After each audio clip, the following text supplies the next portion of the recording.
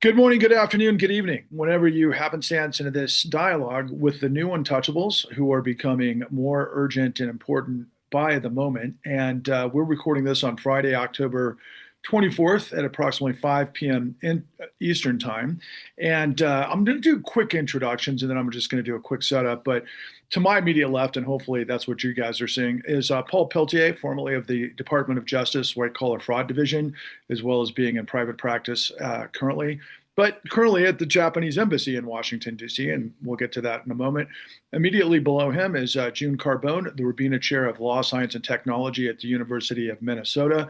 Below her is William K. Black, the extraordinaire in all things economics, criminology, white collar fraud, regulation, law, and all things that we got to get our heads around considering all of the monstrosity of lawlessness happening.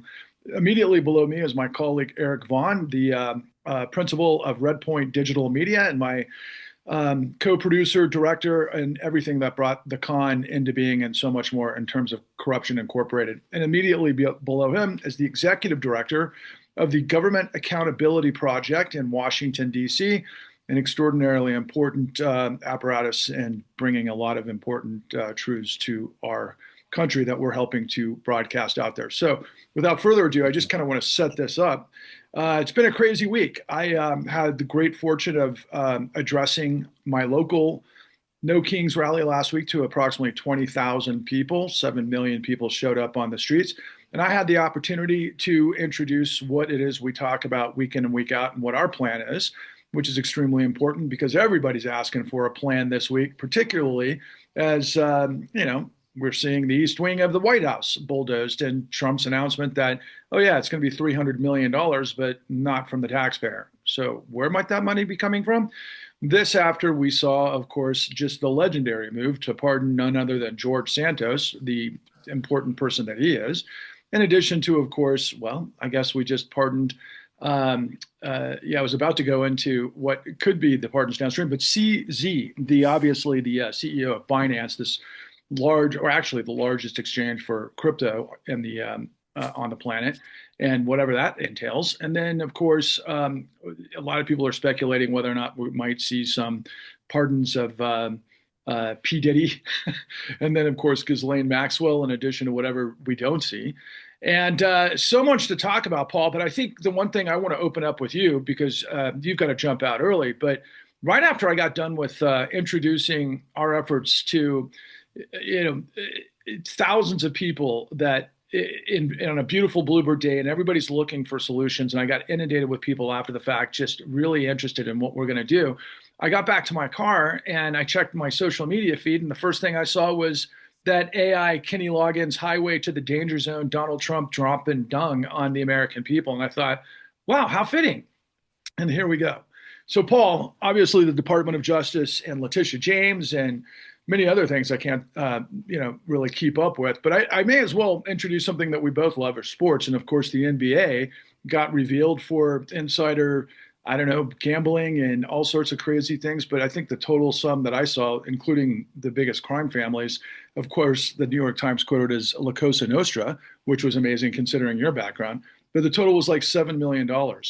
Meanwhile, the collective, apparatus of the folks here have been dealing with billions and trillions of dollars in fraud over the course of like 30 years. So why don't you start us off, Paul? What are you looking at? Well, I'd like to start off with sports too. And tonight's the first game of the World Series, Toronto and LA in Canada. I'm rooting. I normally would be rooting for the Dodgers, but I'm going to be rooting for the Blue Jays this year. And Don't say Canada, that in the Japanese embassy. I know I got to be careful. I gotta be careful. So the reason why I think that's fascinating place to start is because, as you know, that Canada played a commercial last week at some point in time where it was a commercial of Ronald Reagan's spiel about why tariffs are so harmful to the United States interests. And he went through it hook, line, and sinker in a very credible way. And Trump went crazy and tweeted about it, or whatever, he truthed about it, and said, we're going to no more discussions about with Canada. They're off the charts now. We're not dealing with them anymore. So Canada has returned that with stating that they're going to play that commercial during the World Series in the first couple innings of the World Series. So I think that's fantastic, and I think it's sort of the only way you can play Trump's game with him is to feed it back at him. In the news of the day, in the grift news of the day, today I read in the Financial Times that a drone company, which is linked to Don Jr., which he has an interest in, just received a big contract from the Department of Defense. I think it was the front page of the Financial Times. So this is, and I think Bill has said this, I think we've all said this, is that this is all about the grift. It continues to be all about the grift. And until the American people see that and accept that, before it's normalized, which it's pretty much normalized, I came into DC yesterday because I wanted to take a picture of the East Wing as it was I wanted to photograph it for my own memories of the East Wing as wing is being destroyed. And after he lied to the American people, and he has it so buttoned up you can't get near it to take a picture. So thank God we have those videos. But I mean, that's about the grift. That's about people, large corporations donating so they can get their name on it, so they can get access to the president. So, as the economy collapses, and surely it is, and this government shutdown is sort of hit at the right time because the numbers aren't coming out from the government offices the way they normally are. But as those numbers come out, as people's prices rise for the commodities that they buy in the supermarket, when they buy in this new word that Trump recently coined called groceries. He seems to think he recently coined that word, and it's a brilliant word called groceries. As their groceries prices go up and they see this grift by the millionaires, I think Americans will ultimately be able to put two and two together. And I think that the first evidence of that is going to be in the gubernatorial elections for Virginia and New Jersey within the next 2 weeks. I went to a fundraiser for Spanberg the night before last. I just listened to her talk. She's an amazing person. That's between the courts and the blue wall of the Democratic governors. I don't know how else we can attack right now. And I just pray that strong governors like her can help stand up to the Trump administration. There's over 300,000 federal employees in Virginia. And so they have a unique interest in what's going on in DC right now. I don't know what the answer is, but Spanberg is smart enough to figure it out. But anyway, that's my sort of assessment of where we are today, as of today. Well, thank you, Paul. And Louis, I think that's a pretty interesting jumping off point from the standpoint that first, it should have been, I guess, pictures. If Paul had access to the Treasury, he could have gotten pictures of the demolition of the East Wing. But as this incredible story continues to unwind regarding Epstein and so forth, I've had many people come up to me and go, "Gosh, wouldn't it be great if there was a whistleblower from J.P. Morgan?" And last week, I had a chance to talk to the deputy editor of the New York Times, David Enrich, who's been, leading the team on the revelations of J.P. Morgan's relationship with Epstein. But I only say that in so much that last week I had the opportunity, and Bill, quite frankly, to everybody, I don't know if you're all aware of this, but Bill did just a media blitz last week, right before No Kings, on a variety of different podcasters, and we're having more line up. And everybody is now suddenly interested in, wait, there's a plan? And you have access to whom? And then, of course, right after I had this incredible opportunity to, address the No Kings rally, there you were in the Government Accountability Project, obviously with your client, Erez Ravuni, if I pronounced that correctly, but on 60 Minutes last week, revealing all as it was related to the Emil Bove story. And I don't know how many millions of people have watched that so far, but it was really incredibly timed. So I'd like to just open up with you, Louis, and just kind of giving us an assessment of what's going on and what you want to lead with. Well, I think the focus really is going to be the Department of Justice. The Department of Justice is completely demoralized throughout. The attorneys are completely spooked. The ones who are still there, many are determining that they're going to, try for justice despite the new atmosphere. And so I suppose one after another will be picked off. But I think what's really important in terms of the American people and our entire system is that these people who are leaving the Department of Justice, being forced out of the Department of Justice, they really need to have us have impact with their revelations. And secondly, is they need protection. And so they need people to rally to their support in any ways that they can do that. And so we have long known, and I know Bill Black understands this completely, but we've known for forever, is that you'll have whistleblowers when the whistleblowers have impact. And secondly, is if they have some level of protection. And that there'll be more and more. And so therefore overcoming the fear of standing up and not being silent.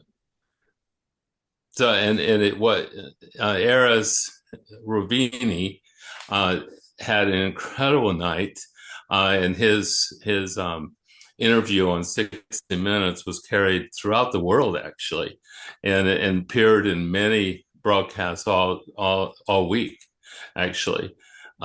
He's been getting accolades throughout the world, people who are paying attention to what he had to say, and is so much more eloquent than any of the speeches of the people who fired him. Lewis, the timing was perfect, and he not only was eloquent, he was just like the perfect example of a level-headed, honest, trying to do justice, apolitical person that the department could have, that you could have put out there to show what's going on in the department. It was, you couldn't have picked a better, they couldn't have picked a better person to feature, in my view. Yeah, I agree with that entirely. And also it's interesting is that as soon as he was fired for being, supposedly a spy, and for the Democrats and etc. When he's never been registered for any political party in his entire career. That's a home run. And Bill, what a wonderful tee up from Lewis, right? Considering what we've been on the path trying to beat the drum to get people's attention on. Can you pick up from there and just set the table moving forward? Yeah, I'll pick up on Lewis's word, the irony of it, demoralized, right? The whole issue is morals.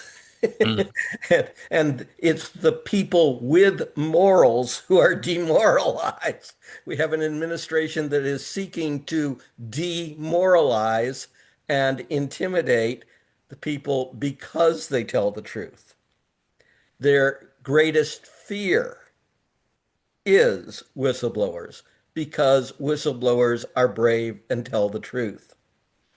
And as Lewis in particular, but I've emphasized as well, you really need to understand, folks, overwhelmingly, the really effective whistleblowers are not partisan.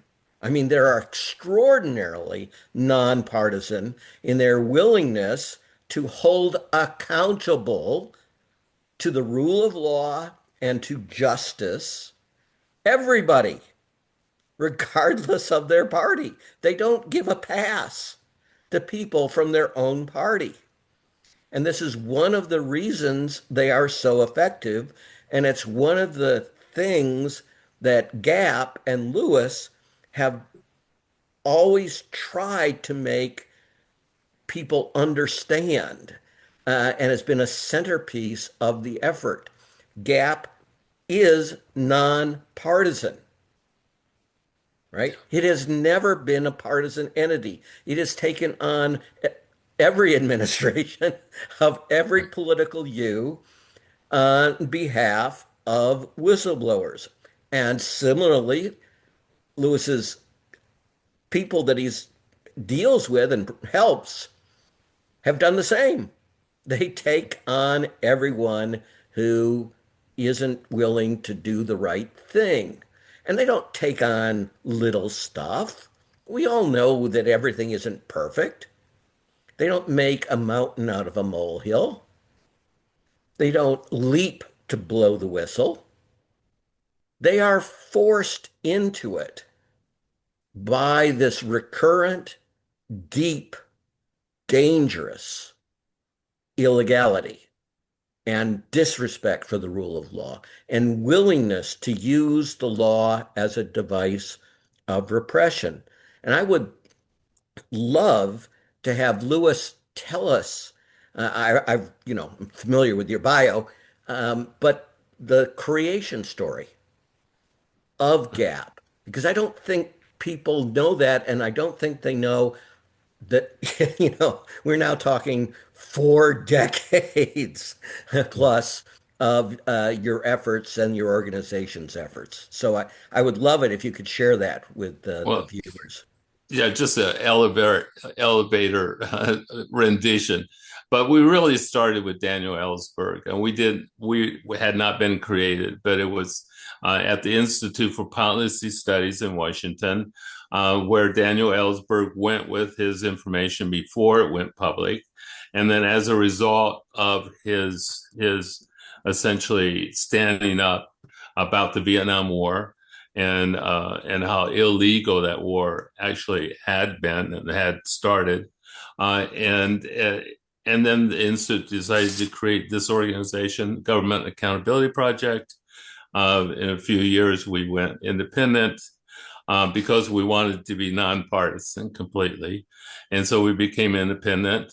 And then just, from that time forward, we have found that more and more whistleblowers will come forward if we're able to take their case, but let them lead the campaign, and we let them speak what they have to say, and then we just try to protect them as best we can as we go.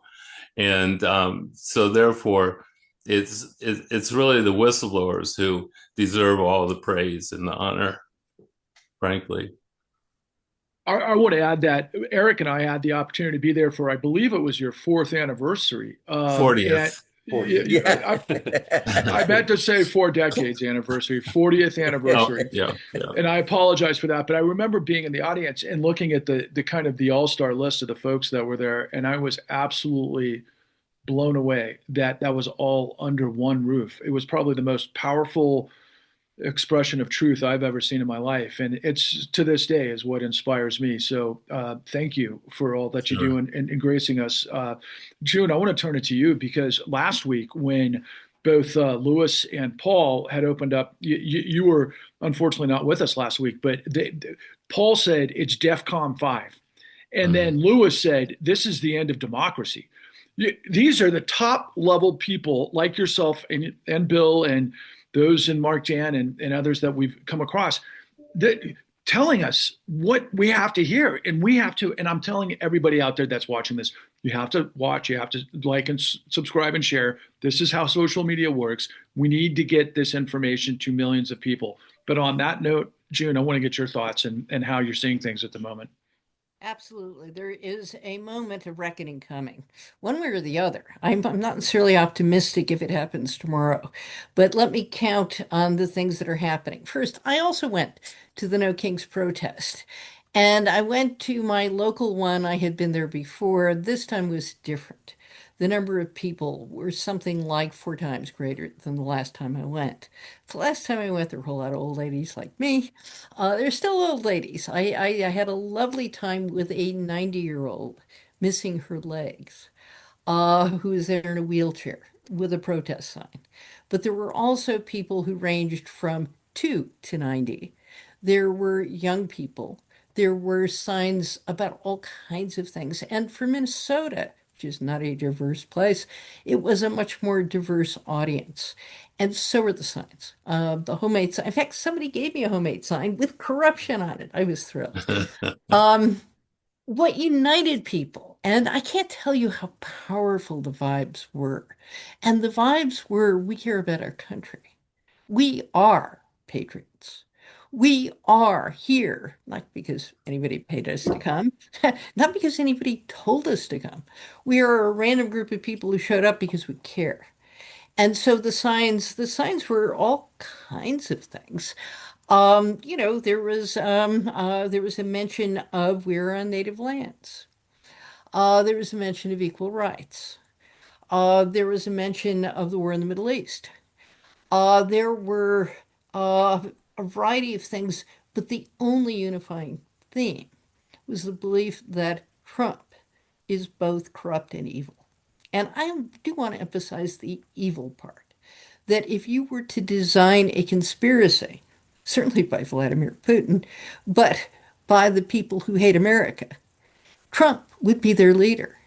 And indeed, when you listen to him, everything he says is projection and confession. He never does anything unless he's getting paid for it, or unless he asks what's in it for him. He assumes other people ask likewise. And I think in this moment of inflection, um, we're about to see things like we are already seeing how rigged the courts are. Rigged not just by the Republican Party, not just by people who might have more conservative viewpoints, but rigged by extremists who don't believe in the rule of law. And when you have extremist judges who don't believe in law, that's wow, that's a signal point that democracy is in trouble. And you have to say, when you see that, this is not about Donald Trump. This is about something that was put into place that started with the Lewis Powell memo, Lewis Powell being a Supreme Court justice who advised the U.S. Chamber of Commerce and right-wing businessmen how to regain control of the government starting in the 70s. His reward was being placed on the Supreme Court. You have to see what has happened to the courts as a result of a movement that started in the 70s. Started in the 70s with intellectual leaders, started in the 70s with concerted political action, started in the 70s with the rigging of campaign finance. When you look at how that movement took hold by surprise in the 80s under Reagan, it's because Democrats didn't have a clue then, and they don't have a clue now. Now we are seeing something that is on steroids that has taken a number of moves that are not the Chamber of Commerce telling the courts what to do, but rather have become MAGA extremists whose extremism is the basis for loyalty, much like a gang, much like a Marxist cell. The Marxists of the current era are the MAGA cells plotting the overthrow of American democracy. And that's exactly what they're doing. So, how are we going to respond? I think the idea of a clean New Deal, the idea that we need to identify people who think alike, to inspire them, and then we need to ask the question, what's the platform? So, the thing I also see happening this week, more than any other week, is it occurring to people who are true MAGA that, hey, nobody's looking out for me. We have the beef farmers this week. Donald Trump saying beef prices are higher because I did that for you. And they're too high, so you got to take a pay cut. All the while, all of the imports into raising cattle are going up. And I am helping Argentina because they're my buds. And because the people who are arranging this for me are profiting handsomely on betting on Argentine debt. And the future of Argentina. And Argentina, if you don't vote for my friend, I'm taking away all your money. This is what he's trying to do to every other place in the United States. So we are reaching a point where we're going to find out about whether Trump has the power with unreviewable discretion to put troops in every American city he doesn't like, but only the ones he doesn't like. San Francisco had the Silicon Valley Bros call him up and he didn't put troops there. But that's what's going on. And it's affecting ordinary people. It's affecting their paychecks. It's affecting the line attorneys of the Department of Justice. And the question is, how do we tie this together in a movement at the time when the tech pros are hypercharging their control of the media environment. Eric, you would be next, but I'm going to just sidestep it just real quick, just because Paul's got to leave. Paul, you want to give us some closing comments before you have to bail out? No, well, I don't have too much to say. I mean, I think June and Bill and Lewis have said it all, and the reality is that DOJ, as everyone has said so far, is being emasculated. And my fear, and I talk to DOJ people currently all the time now, and they are utterly demoralized, utterly demoralized. And the common discussion is it's going to take 2 generations to build it back. So yes, we do have to 3. Oh, please, Bill, please. So we do have to figure out what that movement is to stop that. And I'm happy to be participating in this, but I do have to go. And I thank you all for doing what you do. Thank We you, Paul. appreciate Thank you. Yeah. Thank you, Paul. Have a great weekend. Take care. We'll be in Thank touch you. shortly.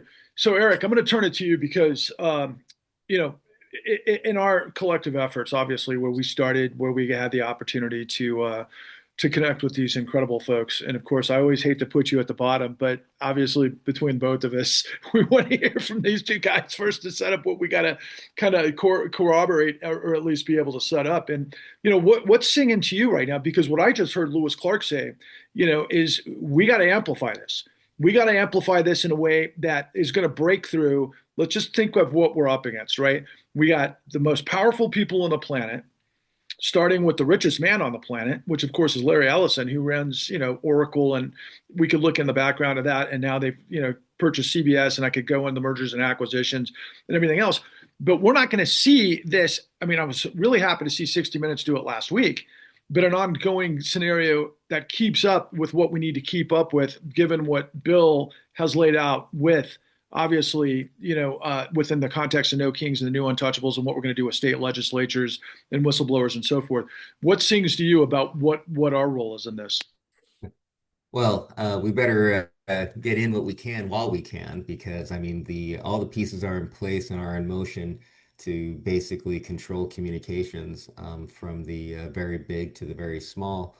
Right now, I mean, there one of the reasons why they went after TikTok was because TikTok was a place that they couldn't control the content that was being shown there, and so by being able to capture that they're able to have control of like probably the last real major social media site that had like a certain amount of freedom as far as like what was being displayed um, on that platform. So I think that that's quite harrowing. But another thing that I think that I really want to remark on is that I don't know about I I can't imagine any like, and I'll use this term, whatever, but red-blooded American watching the East Wing being torn down and not having your blood boil. That was amazing. That was incredibly distressing to me because it started to make me realize that there's a different campaign that's going on here. So I have a lot of Mexican heritage, and one of the things that the Spaniards did to the indigenous people of Mexico is that they went on a very expansive campaign to destroy their culture, because by destroying their culture, it made them more controllable. And when I see what's going on with it from something as like small as like, the Kennedy Center and the stuff that they're doing there, or the changing of all the different changes that are happening at the Smithsonian, as another for instance, and then, the destruction of the East Wing of the White House to put up a ballroom.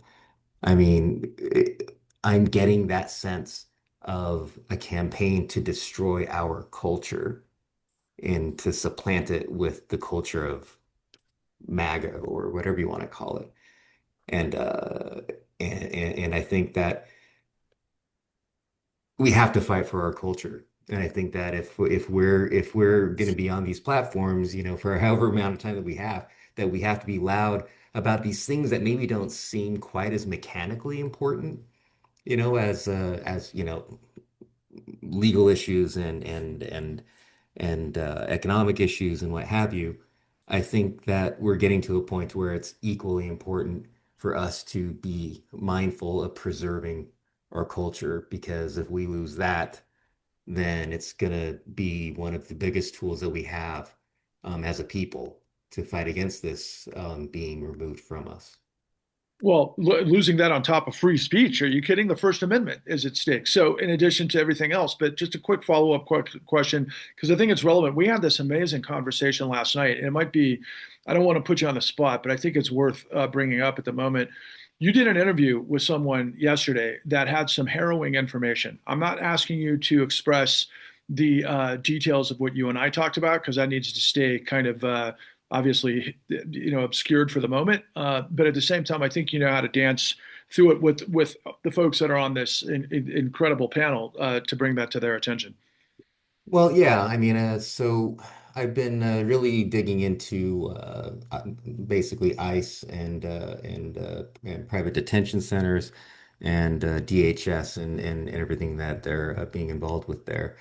And it's really quite, I don't even know how to put it. It's harrowing to see that such an enormous amount of money and resources are being placed in the hands of such of a department that has such an incredibly and massively toxic culture and everything that that means.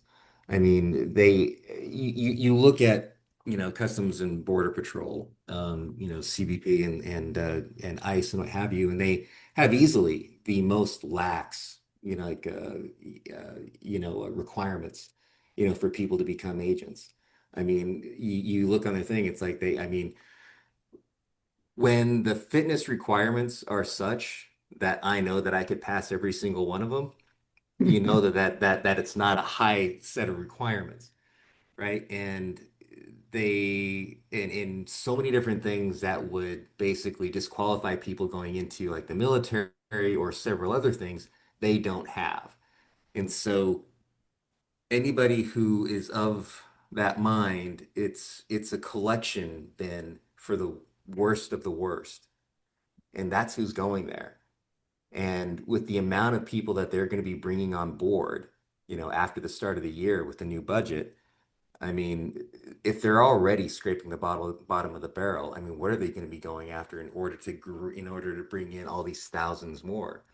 And also, it doesn't take a super genius to see the math that, with all these additional rooms at the private prisons and the fact that everything that they do is paid per head, that everything that they're building up there with ICE and how they're running things is to basically fill, those prisons, and we've already seen that they don't particularly care whether somebody's a criminal or not. So the profile of the person who's going to be thrown into these prisons, I imagine, is going to broaden to rather ridiculous and terrifying, to a rather ridiculous and terrifying degree. So I don't know. I don't know if we don't get our arms around this and a hold of this really soon. I really fear that there's going to be a very dark, I mean, we're already in a dark chapter for our country, but I mean, I think that it can get to an even darker space really fast. Well, I just saw, and I'll pick up on this, and I'll toss it to you, Lewis. But just for the context of the group, um, to that point, I mean, obviously we've been seeing, these targets by the U.S. military on Venezuelan drug boats, and then I just read right before we started recording that there's a carrier being deployed to Latin America, so there's an escalation there. But Eric has shared with me even more information that I've only seen in movies. So, well done on not going too deep on that stuff. But I'll tell you, guys, the stuff that we've learned from Bill throughout the ages in terms of control fraud and leaning on people with leverage and getting people stuck in a situation that they're going to make all the worst moves based on Gresham's dynamic. I can assure you, based on what Eric is on the front lines on with ICE, it's that and then some. And of course, they've got the guns and big budget. So, Lewis, when you prioritize what you guys are looking at within all of the things coming down the pike so far, are there categories that you look at? Are there in terms of like priorities, or are they all? I mean, I know you're overwhelmed with a lot of new additions because of what's going on, but I'm curious if there is a prioritization in cases and that sort of thing. Yeah, yes, we must do that. I mean, basically, it needs to have a national importance before, because we can't. I mean, we're turning cases down that we wouldn't have turned down 5 years ago. Probably should say 3 years ago, maybe. But it's like just because of the ones that are coming in that are so critical, and we're really talking about Department of State, Department of Homeland Security, Department obviously Homeland Security, and Justice Department, Defense Department next. So we're putting out we're putting a guide together for military, for National Guard. These are all going to be central to our work right now. I think it needs to be. And I mean, for example, all these people are talking about the detention centers. I mean, these are privately run. These are corporate, private institutions, or should say centers, and they're just disappearing people within those structures, and we don't know what's going on there. It's unheard of in our history, except going back to World War II. I need to be sure and add, but that's and also, for example, ICE. I mean, their budget's higher than the Marine Corps. I mean, these are the brown shirts. Okay, and that's exactly Can I, yes, can I please. ask Lewis? So one of the things I've been seeing in the interviews I've been doing and talking with law professors, especially clinicians, is that hiring private entities to perform government functions, incentivizing them with, how many people did you arrest today? How many people did you kick off benefits without asking the question? Did the people deserve to be kicked off? This seems to be pervasive. Are you finding that this is something where it is just off the charts different because they're torturing people? Or is this something where they're using the same methods we see wherever privatization is occurring? No, I think it's off the charts. I mean, the fact is it's never been advisable to have private enterprise run prisons, because they're going to, their bottom line, they're profit-making organizations. They make a profit when they serve bad food. That's Yeah. and Yeah, exactly. yeah, and they make a profit when they keep people in prison, beyond, for whatever violations they might say they found, and so they prolong people staying there because they make all this money. I mean, there's just like no incentive to rehabilitate anyone in that system. But now I think it's leagues worse because they're participating in essentially disappearing people who don't deserve to be treated the way they're being treated. And these people have no voice because we don't even know where they are.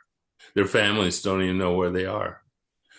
And then without due process, you send them to El Salvador, to one of the most vicious jails in the world.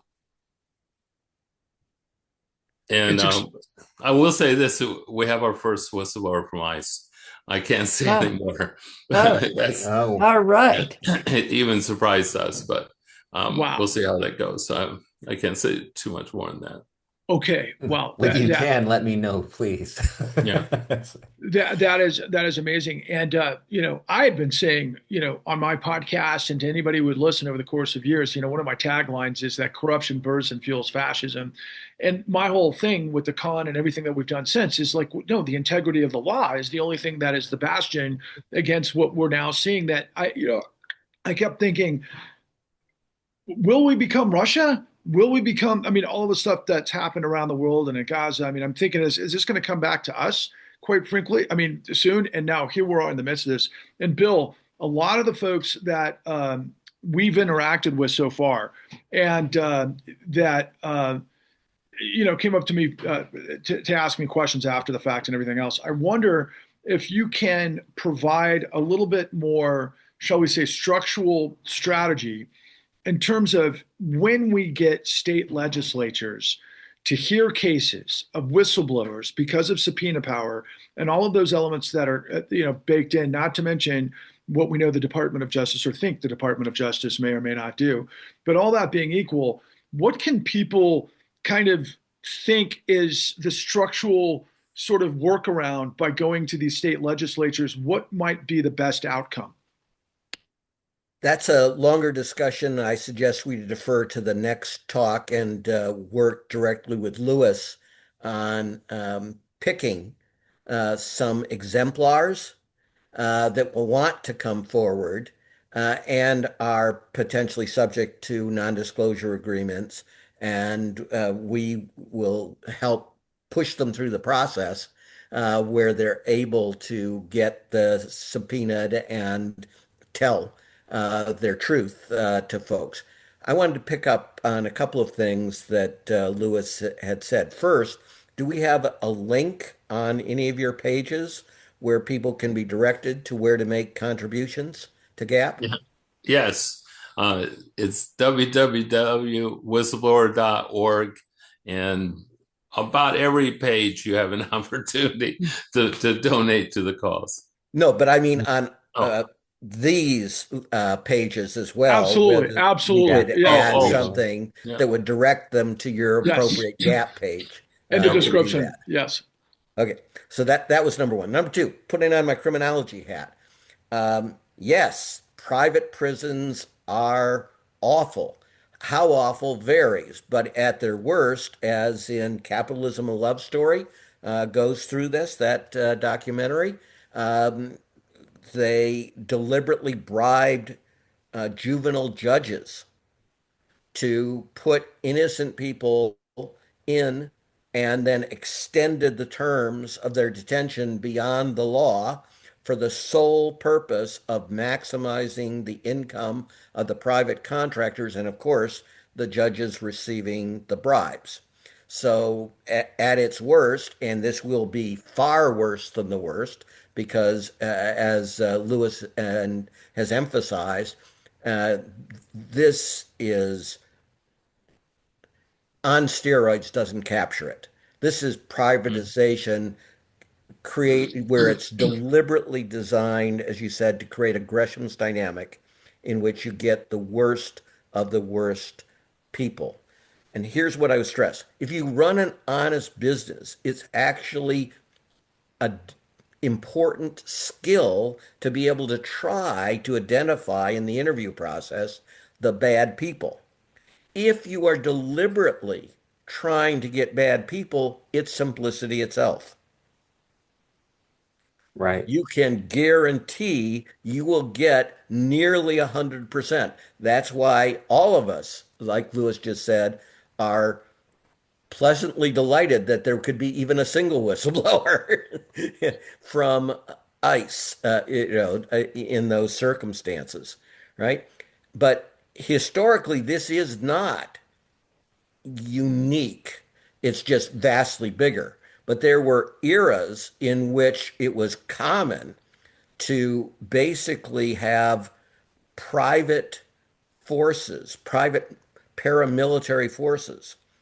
Minnesota was a big place. In fact, they were trained in arms on University of Minnesota athletic fields to do drills. And then when there were wholesale attacks on unions involved in strikes, they made these people, they officially having sheriff or police powers, and they proceeded to go out and ambush and murder a whole series of unions members who were on strike. The same thing was done in Chicago, most famously, in the Pullman strikes, to break the Pullman strikes and such.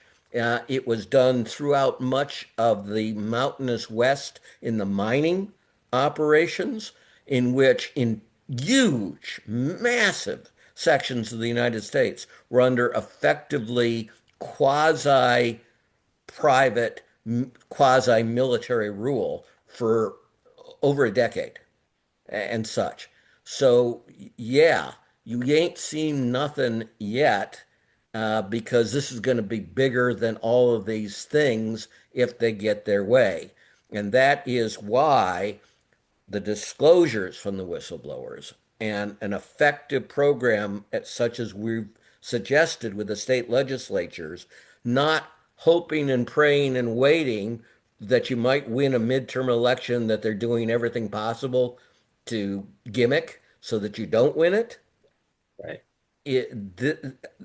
Our strategy is vastly better than the Democratic leadership. But then again, we're not party types. Lou, can I We're ask? here for America. Can I ask, Lewis, are you hearing anything about potential election interference? Uh, yeah, not from whistleblowers though, but like Mary McCord has suggested this in a conversation I had with her. Uh, uh, uh, I hear that there are actual plans to not certify the election for if the Dems win the midterms. I've also heard that there's actually thinking about arresting as many as 100 members of Congress. Well, I mean, they're kind I, of testing this out already with the representative from Arizona. yeah, yeah. That, Okay, I don't know if you saw my and reaction so there. and well, also I think it's worth noting, also that with the if the Supreme Court rules that everyone expects them to rule in terms of voting rights, that the Republican could pick up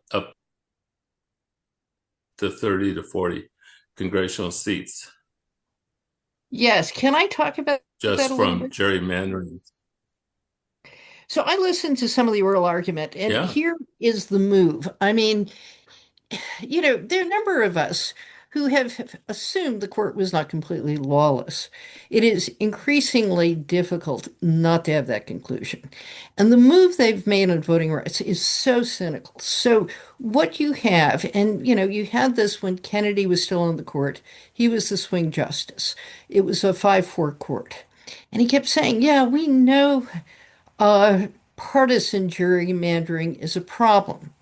So lawyers out there, tell me, what's the dividing line?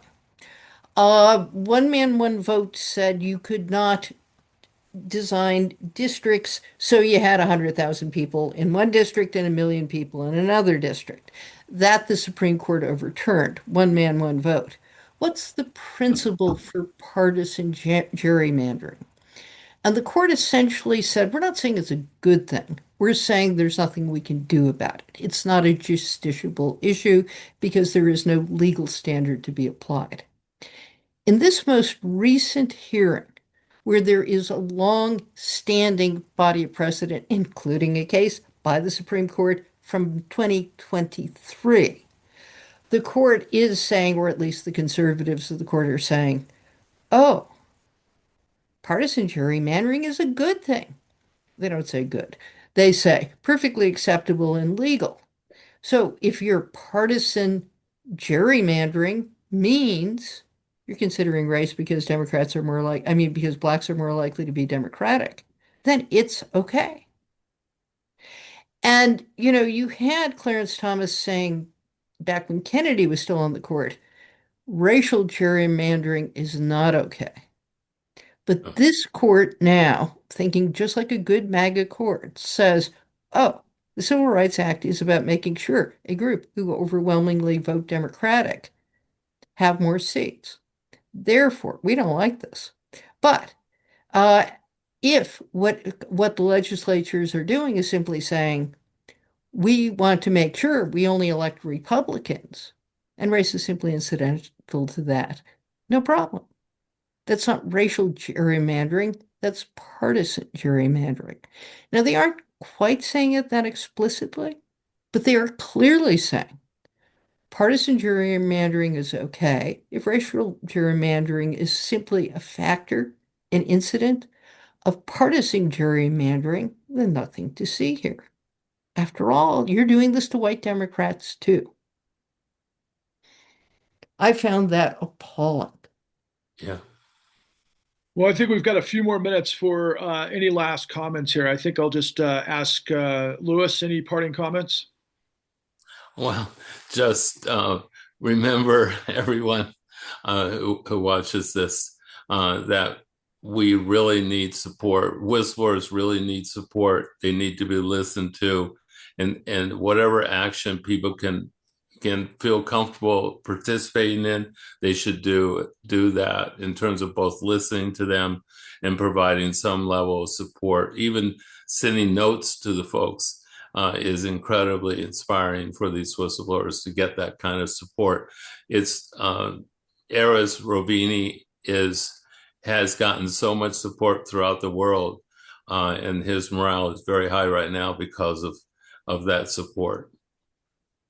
Bill, do you have some final comments? No, just send our personal congratulations to him and add to it. Thank you. June, if you have any more parting comments? Sure, David Brooks was talking in The Atlantic about creating a mass movement without too many details on what it would look like. But at least part of what he was saying links up with what we're saying about whistleblowers.